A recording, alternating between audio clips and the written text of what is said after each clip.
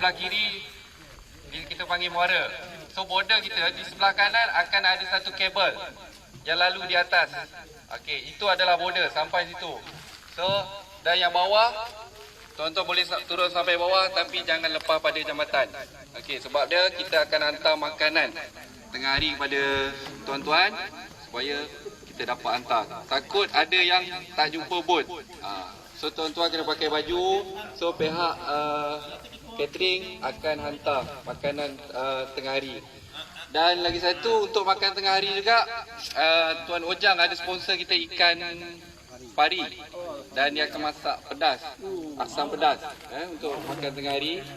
So daripada yang ada buat apa tu bayaran tu, itulah yang kita akan hantar untuk makan tengah hari. So ada tambahan lah, ikan di sponsor, cuma kita ada untuk upah masak lah. Ikan led juga ya. Okey, kalau ada apa-apa sebarang masalah